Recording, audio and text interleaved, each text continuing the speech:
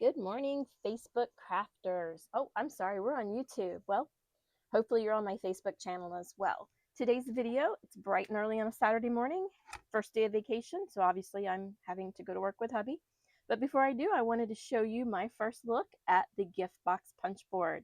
This is another We Are Memory Keepers punch board. This one makes a gift box.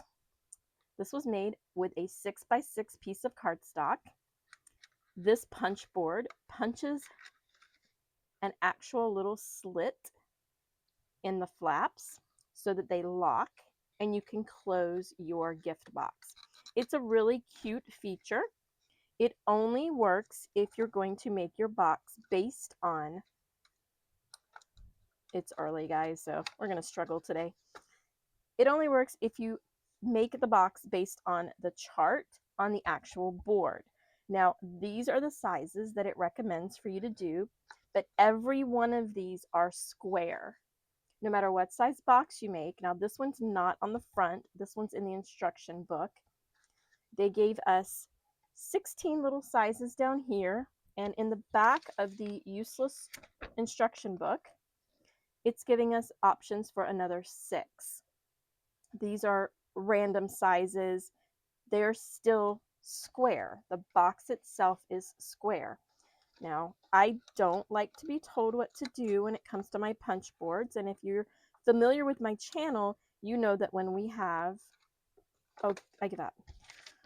When we have a punch board, I usually make a cheat sheet, and that is because sometimes this is hard to read. Sometimes they put this in really light writing, or they just put it like indented into the board itself where it's very hard to see. Sometimes it's really easy to see, but they limit us to 4 sizes like they did with the shadow box. And I like to explore my options. Now, what does it take to make a spreadsheet for a punch board? A lot of trial and error. As you can see here, this is all scrap paper that was headed to the shredder anyway because of what's printed on the other side. But I took the time to cut these out into various sizes, did a whole bunch of different types of punching and scoring to get you guys the Crafty Tina's gift box punch board. This is going to break down what you need to do to make all kinds of sizes of boxes. I did not want just square boxes. I wanted a rectangle box. And now I have a rectangle box. Nothing fancy, I just wanted it not to be square. There are things I want to put in gift boxes that are never going to be square. I want to be able to use my board to the absolute fullest. I want to make sure that you can use your board to the fullest as well. So let's get started in explaining the board itself. It's very typical for We Are Memory Keepers. It has a punch. This side has the typical punch that's from the envelope punch board. It's the same little rounded out V. The other side is kind of typical but has a little extra feature. This has the slit in it to allow you to have the little opening and closing. And guys, it's not that difficult. It's just a little early this morning, and see, it's not really hard. I haven't had my coffee yet. It goes together. It doesn't take much effort. It just requires me to have patience, and I don't have any. So it's really cute that this self-closes because now I don't need to use glue to seal it. The person receiving it can open it, and if they choose to keep the box, they can keep it and open and close it however many times they want. So it is a really cute little box. I did not glue this one so that I could show you if you don't glue it, it simply opens up to a flat piece of paper. And if you're putting a bunch of candy in there that's wrapped, it's kind of like an exploding box. The only difference is it has these flaps with the closures. So you can glue the sides in if you choose to. You can glue them. You can glue them on the inside or you can glue them on the outside. If you like the look of how a box is folded together and you want to glue it on the outside, it's perfectly fine. It looks great. Either way you want to make your box is fine. Crafting is all about being crafty and unique and individual and making something that you either wouldn't normally make, because I mean, you can buy a box at the dollar store. It's not a dollar anymore, but you can buy a box. But can you buy a box specifically for what you want to put inside? And not usually. You either have to get it too big and add tissue paper, or you may be trying to match the color of your cardstock to another gift that you are giving them, such as a notebook or a shadow box. The board itself, very simple. It has score lines. These two will be used for every step of the way. These score lines here, these are not going to be used on anything except the measurements here, because they don't work when you go outside the box. Get it? Outside the box. So we're not too concerned with these because they're not necessarily needed. Are they nice? Yes, but they're not needed to make the cute little boxes. So it does come with instructions, and you can try to follow them. It gives you step by step. I've made a box before. I understand the concept. I just familiarized myself. There are pictures and descriptions, and they do have it in 4 languages, and they do give you optional little extra boxes.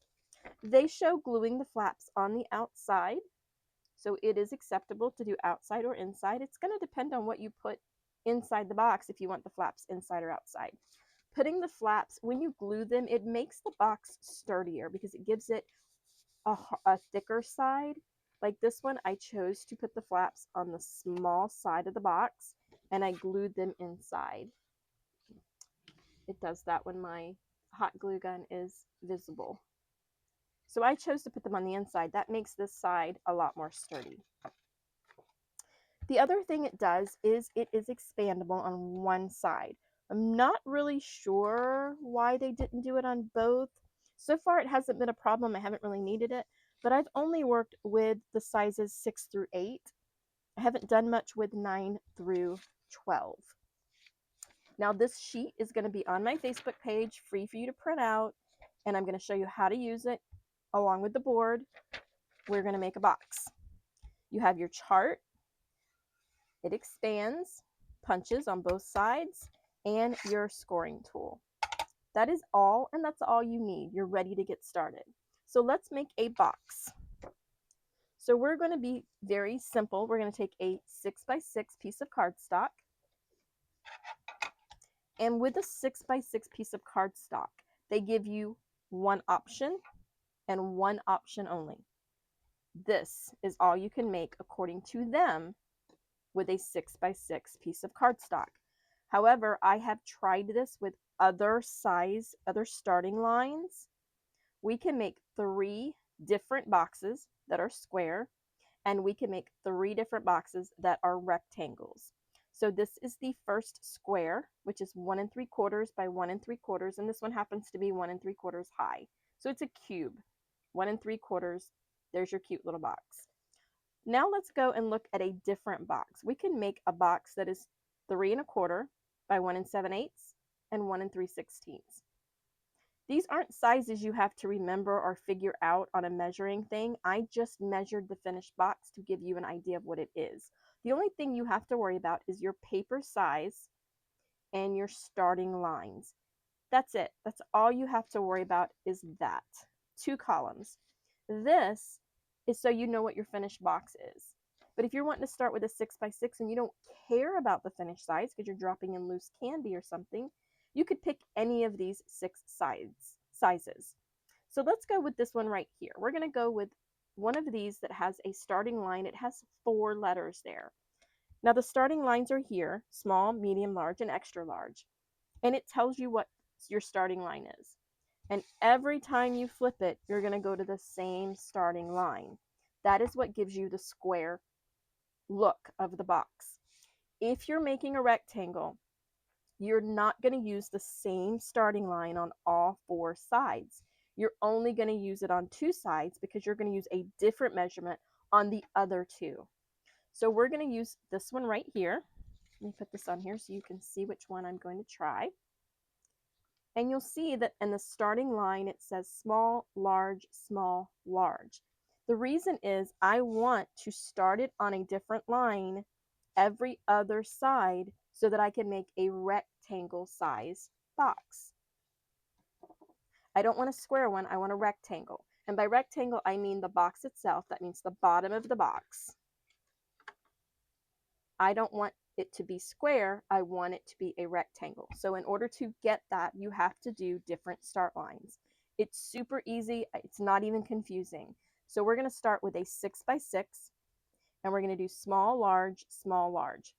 This diagonal line, which is this, we are not going to use because the little flaps aren't going to overlap exactly like the square, so we can't use them. You see my flaps go all the way across.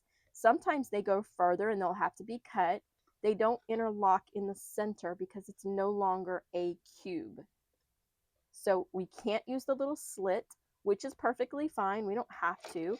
We can do other things to this box to make it just as cute. For this video, I'm just showing you how to actually make the boxes, so don't get ahead of me with the decorating and the fun things we're going to be making in the future with these boxes. I already have an idea immediately for the next video. This was not on the radar. This was not on my plan. I have a list of about 15 videos I need to make, but hubby bought me this board. I opened it last night and I just started playing, and I had to do the video while I had everything out on the counter. So I am still getting to other videos. Don't worry if I told you a video is coming, it is coming. I am on vacation and it's a home vacation, so we might have a video every day. So make sure you subscribe so that you'll know. Let's continue with our 6 by 6 cardstock. Again, cardstock. Boxes and paper are going to be super flimsy. If you need that effect, that's great. But for the most part, you're going to want to use cardstock. Now we've got our paper, and now the only thing we need is our starting line, and that's the lines right here. It even says starting line. It points this way. All our starting lines are this way, so I don't know what its point is. I think it should have been here pointing to these lines. However, it says start line. It's in gold. We're going to go with these little gold start lines. So the first one we're going to go to is the small start line. We're going to put the edge of the paper on that line, and we're going to put the paper along the little shelf edge here. Small mark up against the shelf. We're going to punch. Use the palm of your hand. Keep this on a flat surface. You're going to score two directions. You're going to score straight down, just using the little tip as a guide, and you're going to score straight across, again, using the little tip as a guide. Don't press too hard, especially if your paper is printed or coated. It can cut that really quick. Now that I've done the small line, I want to do the large line. So I'm going to rotate this to the next side, and instead of going to the small line, like the instructions say, and like this little box was made of, I'm now going to go to the large line. And I'm going to punch, and I'm going to score. I'm going to flip again, and I'm going to go to the small line because I want the small to be mirror imaged on the side that I did the small on previously. And I'm going to punch and score. And then I'm going to turn it and do the large again because now my large is over here. So opposite mirrored side, or just remember small, large, small, large. You have to have the opposite side be the same size. You can't go small, medium, large, extra large. It has to be small, large, medium, extra large, medium, extra large. You have to have the mirrored image be the same, or you won't come out with the box you intended. Now that I have 4 punches, I'm going to flip my paper over. Now I want to punch. No scoring, just punch. You'll see the little X made with the scoring lines. I need to punch that out to be like this. So if I did small, medium, or small, large, it doesn't matter where you start. Find your X and put it where this opening is, and you'll see where you need to start on this side, because you could have flipped it on any side. So I could have flipped it and I could have been here. So my start line would have been here. I'm going to start with large. Let's do that. Here's my X. So I know because the X is there, it's inside those little green pointy things. I'm going to line it up to the large and I'm going to punch. And now I have 2 on one side. At the intersection of where my scoring lines are, I'm going to flip, and because that was large, this one's small and it lines right up. Here's my X. I'm going to put it in there, put the line on small and punch. I'm going to flip, and that was small, so this one's going to be large. And my little lines line up. I'm going to flip and go back to small. My little scoring lines line up perfectly, and I'm going to punch. And that is how you're going to make a rectangle box. If you look at your piece of paper, the very center square, the score lines going around the very center, that is how big your box is going to be. So let's fold it up and see what we got. You're going to want to fold all your scoring lines in.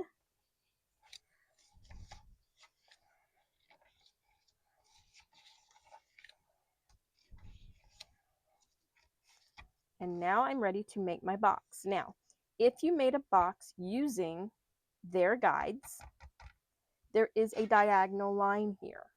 We didn't use the diagonal line because we were going outside the box. We used my guide. If you're going with these instructions, it tells you which diagonal to use, and we will discuss that. But because we don't have the diagonal line, I need to show you how to fold the diagonal line. This diagonal line, and I can open this little box back and show you what diagonal line that is. This is the diagonal line. It's in between the 2 flaps. It's the piece in between the 2 flaps.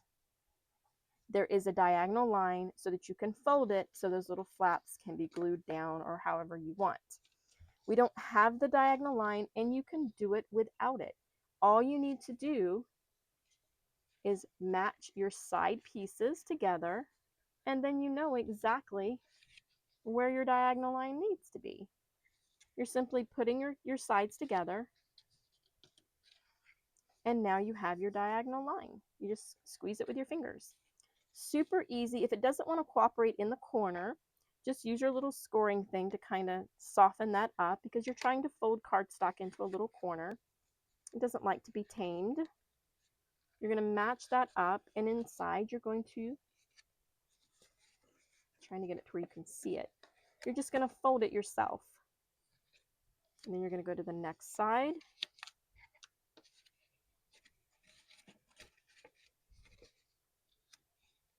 I'm trying to hold it up so that you guys can see it instead of laying it on the counter. It's not difficult.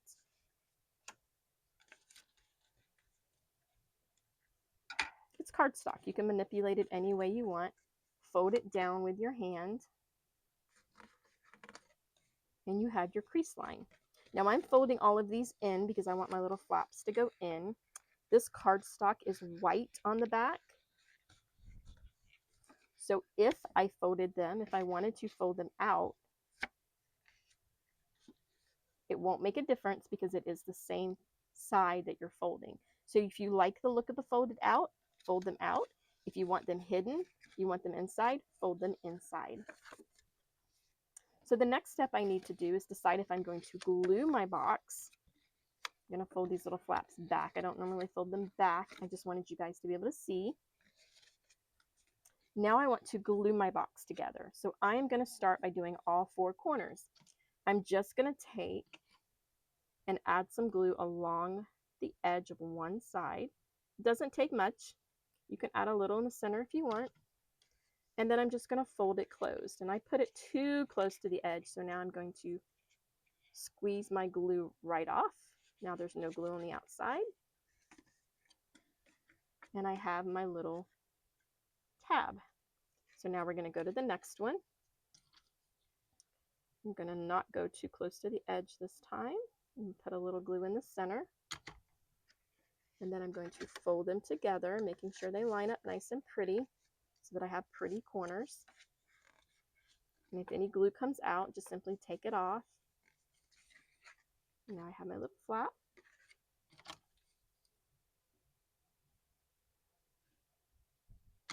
You just need to do all 4 sides. And remember, if the glue squirts out, simply take it off. It's easy. Got another little flap going. I really like using the hot glue pen because the glue is instant and I don't have to sit here and try to hold this box and wait for my glue to dry. So now on the inside of the box, I have 4 little flaps, as you can see them. I want to glue them down. I prefer to glue them on the small side. You could glue them on the large sides. I just think they look more like a typical box when they're on the small side. So all I'm going to do is I'm going to put a little bit of glue on each flap.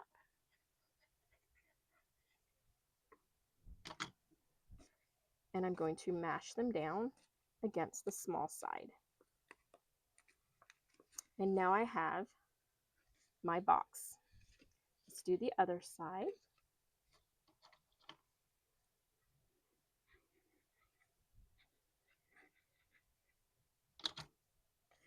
I'm just going to flatten them down against the small side. And now the inside of my box is complete. But now look, my top flaps go over the box itself.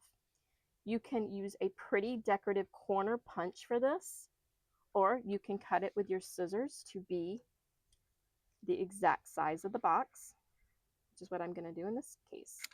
It's going to take a little snip. I'm going to fold this one down. I'm going to make sure my box is a little square. I'm going to come in just a little bit and give it a snip. And now I have a rectangle box that would hold my gift or candy or note or whatever I want. It's a cute little gift box that is not square. I don't have to have a square box. I can have this cute little guy. So now let me show you what their directions say and how to use the diagonals. We're going to go with a piece of cardstock. This is a Christmas one again. It is almost Christmas, and this is an 8 by 8. Now, according to their chart, and I have put their numbers on my chart too, so you can find this in one place, or if this is on top of the board and you're looking, you can simply go to the 8 inches, and anytime it has one letter here, not 4, that means it's square. So we're going to go with a square one. We're going to go with let's go with the 2.5 by 2.5 by 2.5. It's a perfectly square cubed. We start out with an 8 by 8 piece of cardstock, and our start line is the medium. Okay, so let's go punch and score first. So we're going to go medium. We're going to punch and score, and remember there's 2 scoring lines for every time we punch. Flip it to medium, and for this, because it is square, it's going to be medium on all 4 sides because you're making a square box.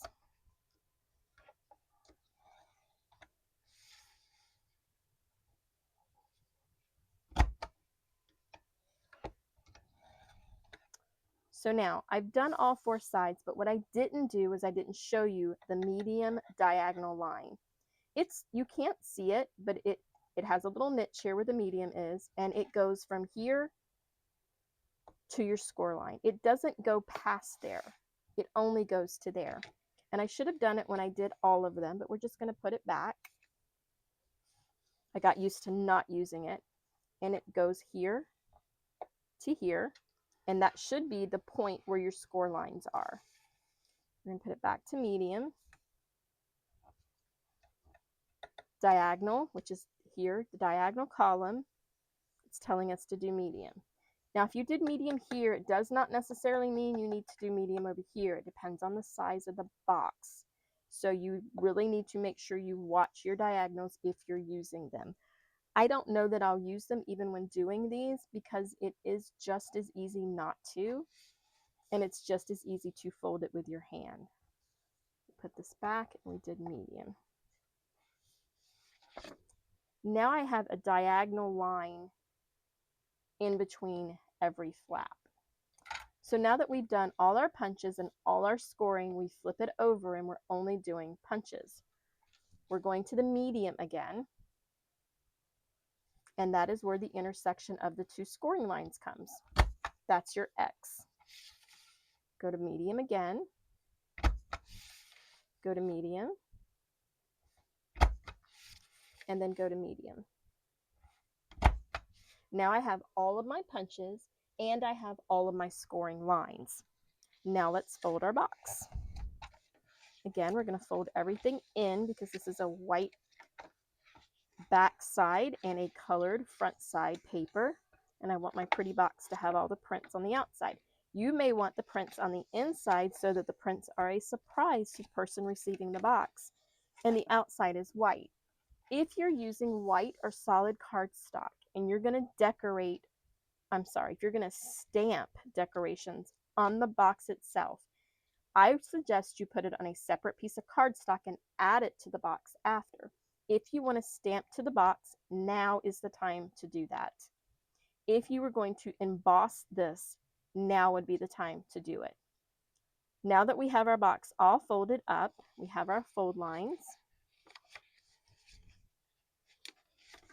A little diagonal in between the points. You're going to fold them. I mean, you have to fold them anyway, so it's just as easy to fold without the score lines. So now we're going to fold in the box. So again, we're going to go and do all the 4 sides. We're going to put a little in the center. We're going to put a little along the edge. You can press it down on the table if you need to. It makes it easier. I'm just trying to show you up close what I'm doing. I'm just putting a little bead of glue and then a little in the center. And it is better to hold it down on a flat surface to press down. Make sure there's no glue coming out. You can use any kind of glue or adhesive. It's okay. Oops. I've got to stop putting my glue gun back every time.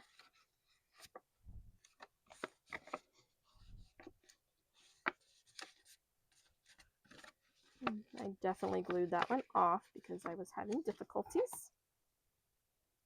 It's okay to be a little off. It doesn't give a whole lot of problems. Because again, crafting should never be perfect. So now I'm going to fold these little flaps out. I have my little flaps. You can choose to do them one on each.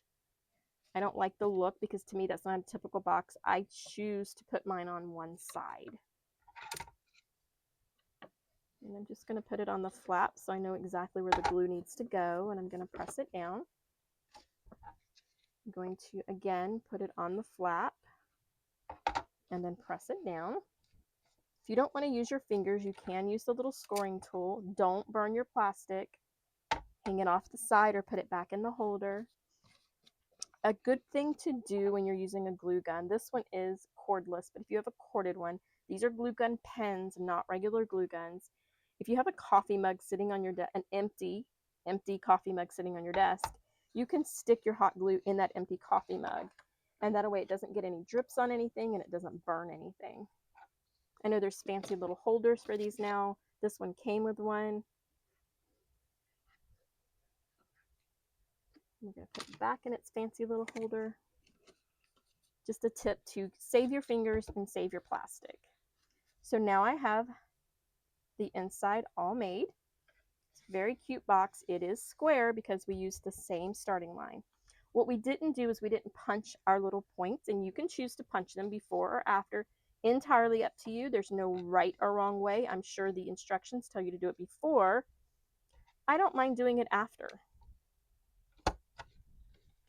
You're just going to punch all 4 corner flaps. Make sure that corner is in there properly because you need it to line up. So remember, this is also not a corner punch. This is a corner punch with the slit in it. So now I can take the bottom 2 and just put them together. It's not as difficult as I'm making it seem, guys. It is pretty simple. They go together really easy, but it is early and